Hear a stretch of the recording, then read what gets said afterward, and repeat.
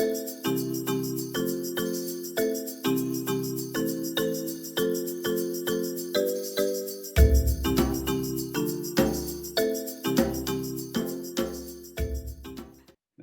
we'll get started. So hello and welcome to today's Transformation Journeys webinar. Over the past 8 weeks, we've been covering a range of topics on how to transform our organizations.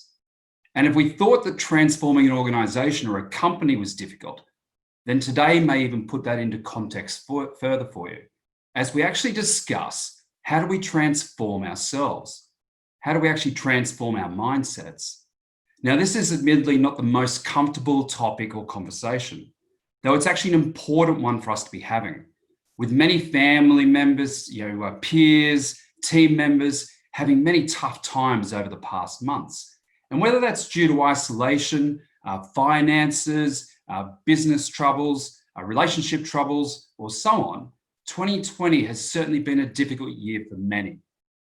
So today we're going to be hearing from 2 exceptional panelists on their journeys and how they actually, have worked with their mindset to actually push through mental barriers. And we're going to be talking with them about their thoughts on mental wellness and how they can transform themselves so they can actually assist in helping others transform. My name is Glen Barber, and I'm the lead partner at Awaken Group. Now, Awaken Group's a transformation design firm where we support clients across APAC for the last 10 years, and we support them with either consultancy services, which is strategy, leadership, and design, or with capability building programs and executive coaching. All of the Awaken Group focus is around being human-centered, hence why the topics of the webinars have been on either transforming an organization or transforming ourselves. So just before I introduce our panelists, just a couple of housekeeping points. First of all, at the bottom of your screen, there'll be a couple of icons. One of those icons is around questions, Q&A, and the other one's on chat. Please take your time, and if you have any particular questions for a panelist from today's session, please put it in the Q&A section. And if you just want to actually call out where you're dialing in from, where you've come from as part of the webinar, we'd also love to see that in the chat as well. Because I know we've got people from different countries that have dialed in today.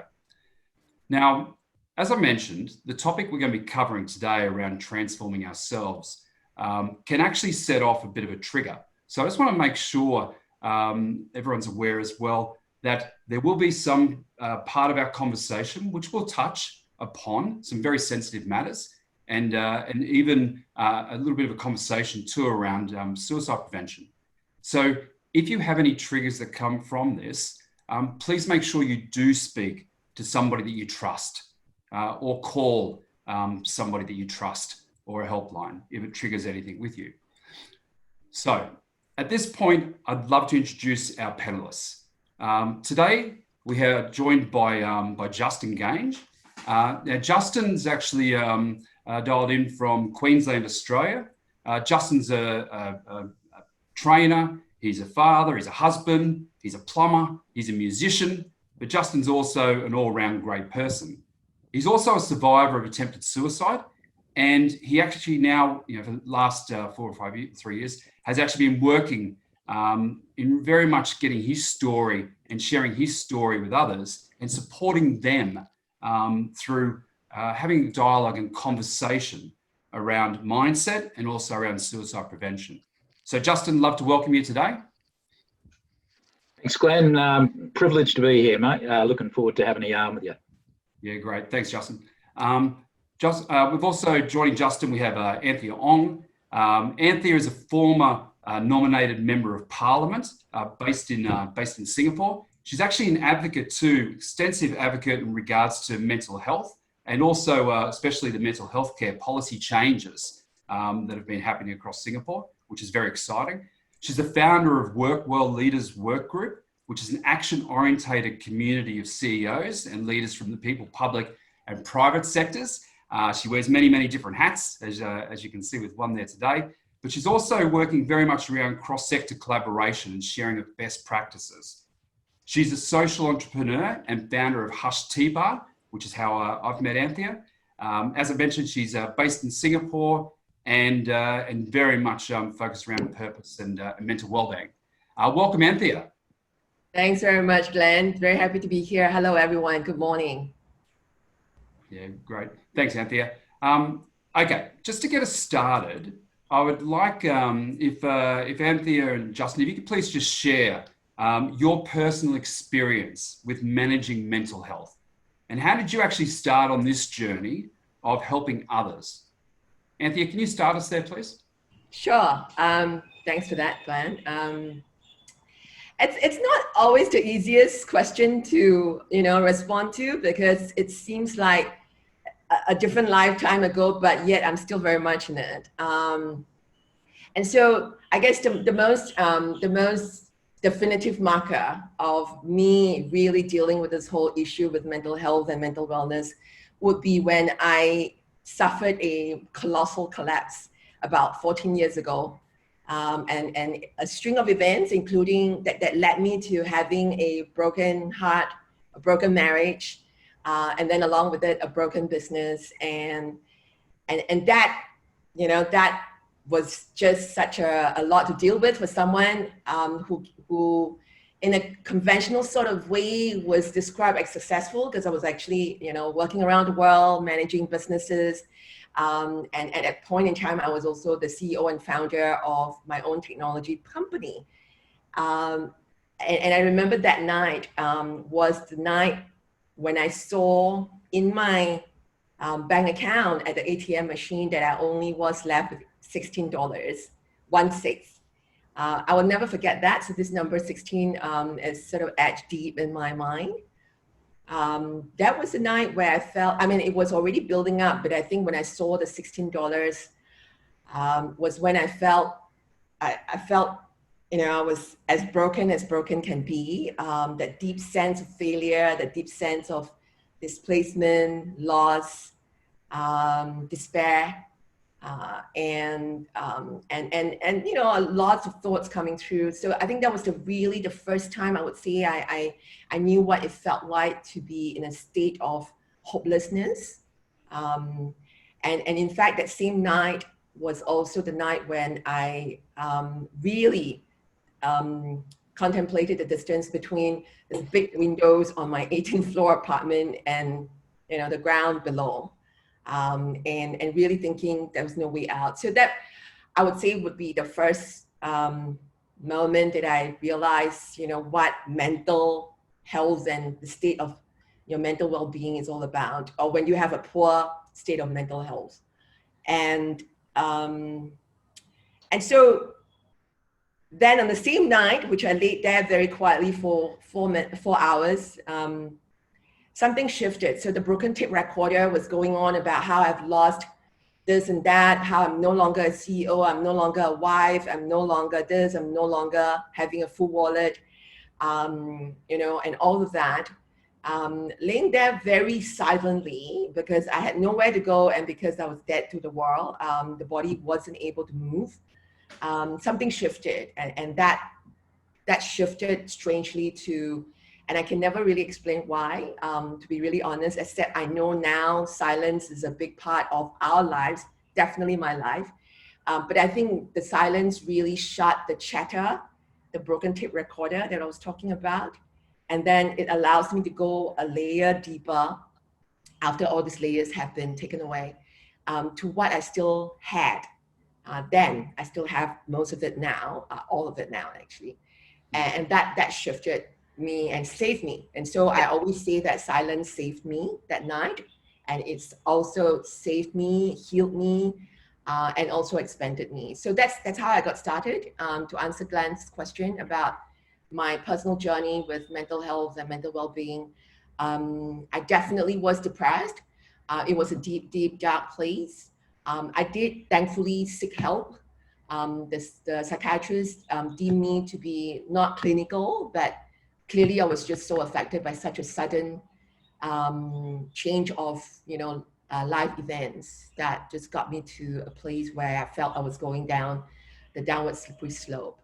And I think since then, it's been no question about what I should do with this discovery of how critical, to the point of actually existence, right, and survival, understanding mental wellness and mental health is. And that's been my path in advocacy, in social entrepreneurship, in coaching, and sharing the story that I was gifted with, that you're hearing today. So I will stop there. I could go on for hours.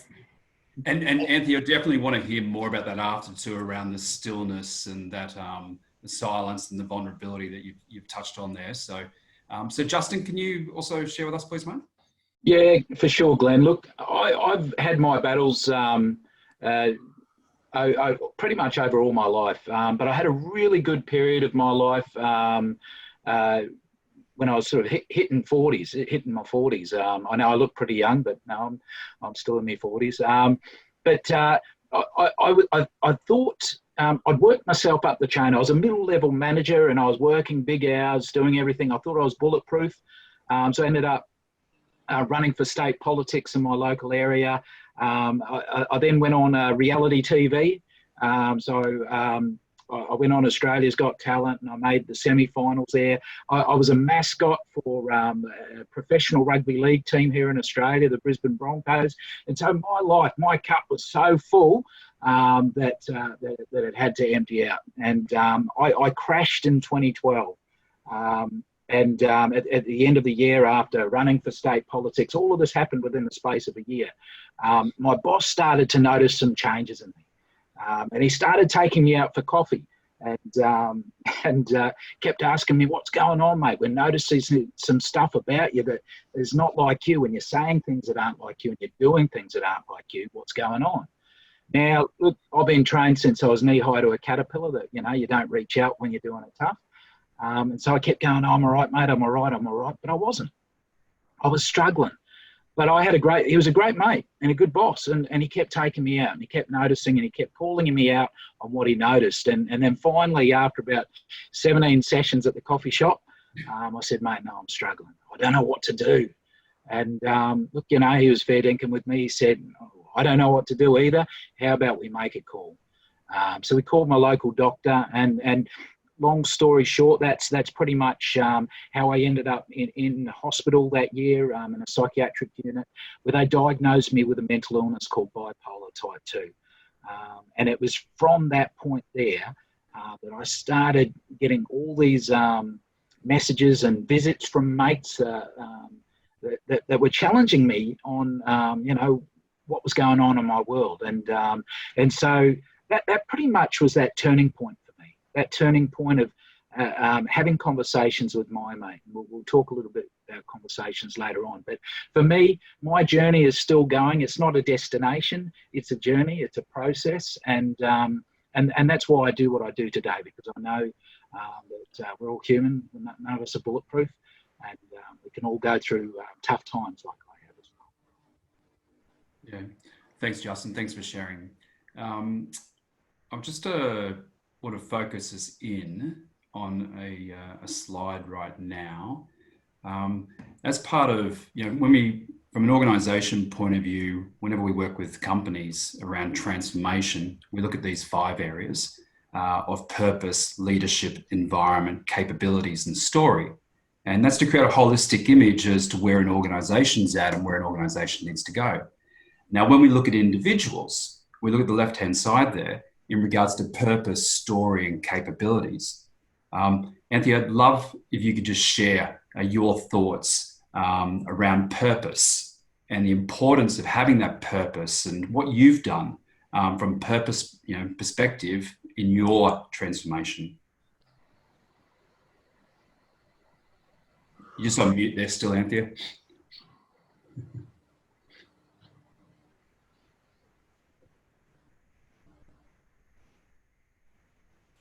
Sorry. Right. Yeah, I'm back. That's a big, I think that's a big word, right? Purpose, and often a word that sort of, stumps many people. And as a coach, this comes up a lot too, right, with my clients. a quote just came to me actually, and so if you would just humor me, we're completely unprepared here, so it's just what's coming up. I remember Mark Twain's quote, right? And the quote that he had was, "The two most important days in your life are the day you're born and the day you find out why." And I think I found out why. Why I was born, which it's a long story. I was not really welcome because it's a different time. Just like Justin, I look young, but I'm actually, not as young as I look. And therefore, it was a different time, different Singapore when I was born. And so when I was born, the day I was born, I was already, told in the form of my Chinese name still that I'm not wanted as a girl because it was a different time then. And also, I was born with a defect, eye defect. So I was also called slow, and a whole host of other names. And I think that day of being born with that never really quite, stuck with me as being fair. And I think for a big part of my life, I felt that way. But I think with the sort of the breakdown I mentioned earlier that I shared, it really gave me an opportunity to know why I was born, right? Or I was born the way I was, in fact, why I was given the experience I had up to that point. And that was when I knew that actually nothing really belongs to us, right? Not even our own story. Everything serves a larger purpose. And so I connected the dots and realized why I was given such an amazing opportunity in most part of my adult life to have an illustrious career, fast and furiously, having the opportunity to work around the world and being given opportunities to learn leadership, and working, in multicultural teams and all of that. Having also the ability to very sort of naturally go the road less traveled. I was always putting my hand up for going to an office that nobody wants to go, to manage, or a new product nobody wants to take on to launch. All of that really makes sense to me. I think that in that moment, 14 years ago, the day I found out why I was born. And and I think there is a difference to meaning and purpose. Many people say they want to live a meaningful life. And then that's I want to find my purpose. I was just sharing that, I do now think that the meaning of life is to find your gifts, which I was given the opportunity to, and those gifts could very well have come in the form of curse, which I was given the curse of, being a woman and being a girl when I was born, and having the defect, right? Being called ugly and slow and monster and all of that. And then having that become gifts. When I could find meaning in life and found those curses or those challenges and seeing them as gifts, then I think, therefore, the purpose of my life is to give those gifts away. And which is what I'm doing. I want to give these gifts away, and I think that's become my purpose. And that purpose takes different forms of expression. In my case, it takes the form of the different hats I wear, as Glen said. So it's not just as an active volunteer on the ground. It's not just as a social entrepreneur forming projects that look into addressing the issue of mental health and mental wellness, and empathy, the lack of empathy, but also in terms of pushing for policy changes. And I think at the very basic level, also to be a better human is the purpose that I live on today. You can't get much better than that. So thanks, Anthea, for sharing that. Thank you. If everyone can just make sure the computers are on mute as well. There's someone with a beautiful bird life happening in the background. That's actually me, unfortunately. Is that you? Well, yeah, you can't do that at the same time. Yeah, but they are real birds because I live on the top floor, so I think they are nests on the roof. So I'm sorry, guys. You just have to And Okay. Leave the birds in. Birds are fine. Justin, Anthea's been sharing around the importance of purpose when we look to transform ourselves. Can you just talk a bit about story? Yeah, look, it's fantastic. Thanks so much for sharing, Anthea. What you say is 100% true. You know, you find that purpose, and for me, I found my purpose in that hospital where I left off, and as all my mates would join me and ask me what was going on and why I was there and everything like that. In all things in life, we justify. So, we justify why we live where we live, why we drive that car, or why we have that TV, we justify. And so on the very important part of life and mental illness, we justify why we're in those spots. And so as my mates were visiting me, and this is the power of purpose in a story, I began to justify all my reasons for doing the things I did and for being in the place that I was. And what I found was that as I was transparent, it actually gave my mates permission to actually be transparent themselves, to share their stories. We've all got a story. We've all got a journey, and we've all got something that we can share with someone that can be shared within our tribe, within our areas, within our groups. And so as I gave people permission to share their stories, I realised that, hang on, we're not too dissimilar. We're all going through different things. We all have our ups and we all have our downs, those tough moments, and we all have those times where we struggle. But the beauty of being able to share your story, actually, that was a starting point for me to see, hang on, this has given me purpose. If I can share my story and be transparent in doing so, and perhaps I can, give permission to other people to share their stories. And so that became my mission, my purpose.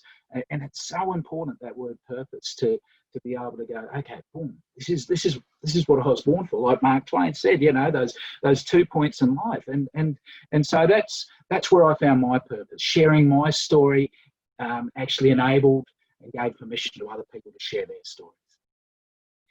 Yeah, that's great. Thanks, Justin. I apologise again to the birds. Justin, can you just continue with what you're saying there, but can you talk about it in regards to the specific tools that you've used when you are looking at that transformation? You've spoken to us a little bit about in the past around the buckets. Lovely if you could share that with the guests today too. Yeah, look, I'm Justin. I have a lived experience of suicide. I have a mental illness, but I've learned over the years, as I said, I'm 40-something. I've learned over the years some different tools to help me. This might not reach everyone, but you know what? It might reach a few people, so I'm going to throw it out there. I refer to them as my bucket. So here's a bucket with a cup of tea, or there's Dad.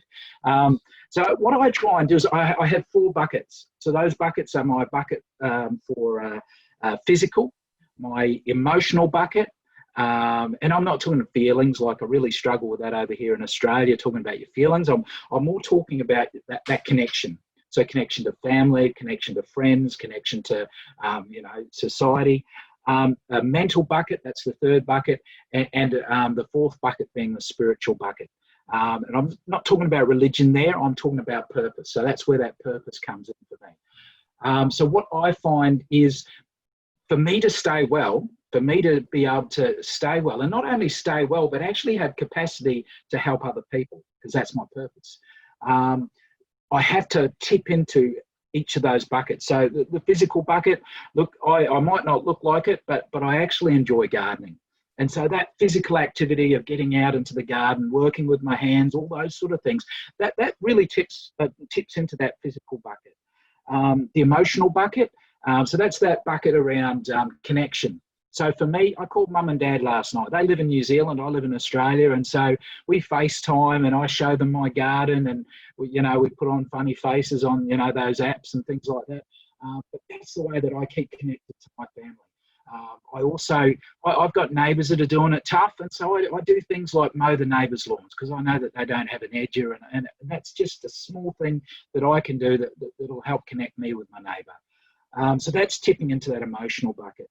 My mental bucket, I'm a plumber by trade, and so I need to be able to learn things. readers are leaders, I'm told. So being able to continue to exercise that part of my brain. I'm actually doing a degree at the moment. I'm 48 and I'm doing a degree. But reading and learning, every day is a school day for me. So that is what I do. Reading and learning more about me, learning more about the world is how I tip into that bucket as well. And finally, that spiritual bucket, or that bucket of purpose. There are all sorts of things. Some people pray, some people meditate, some people go fishing in that meditative state. For me, my area of spirituality is around singing. So I love music and I love singing. And if I'm doing it tough, I chuck on a few of my favourite songs, and that's a real, for me, a real way of filling that bucket up. And so, as someone with a mental illness, I need to make sure that I'm tipping into each of those buckets so that not only will it help keep me well, but actually help me have the spare capacity to help other people. So that's a few tools that I use. Might help some of you people out there. Yeah, that's beautiful. Thank you. And Anthea, can you build on that as well? And then we'll move into the actual Hush activity. Sure. But I'd love to hear from you, Anthea, in regards to your tools and what you do.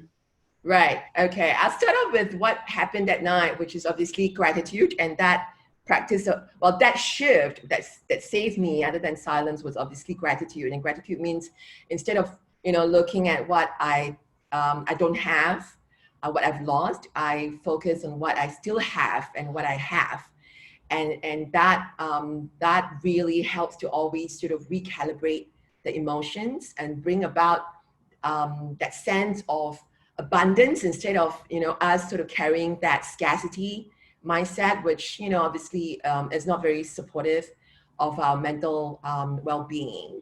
So gratitude is one for sure, and in different ways, but that's generally how I would see gratitude.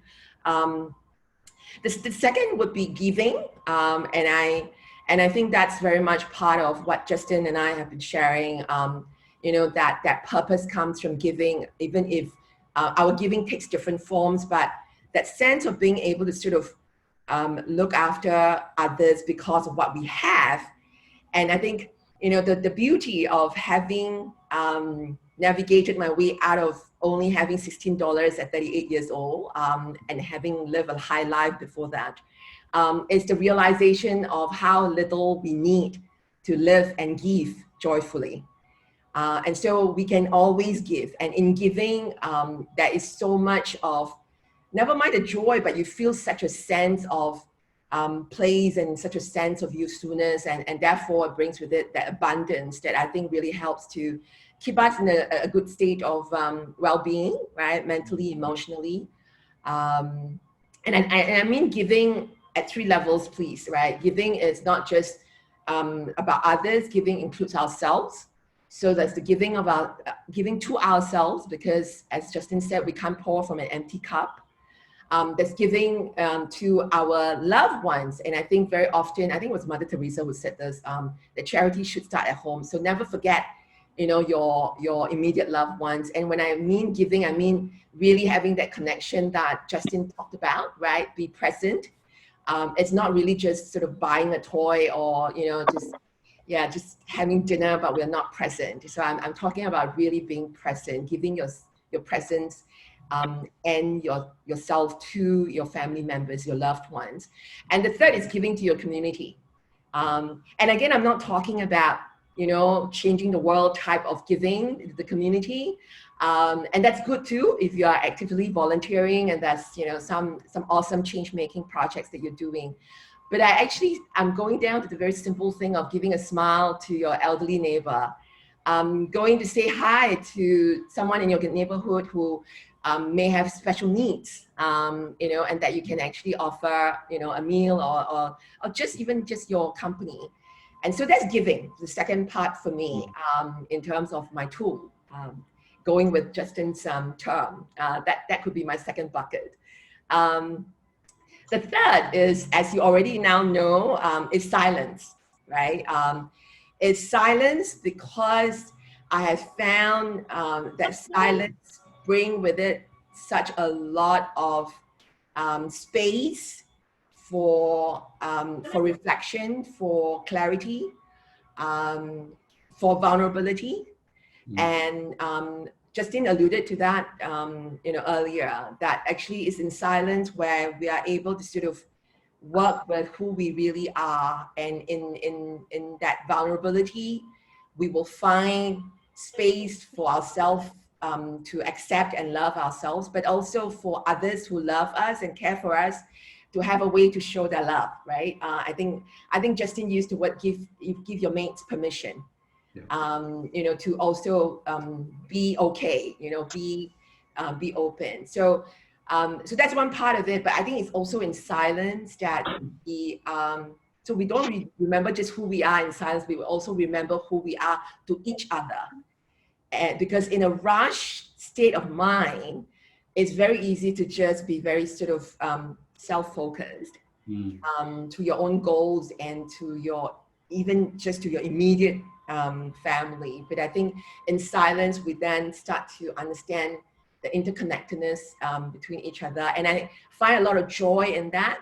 It gives me a deep sense of place to why I'm here.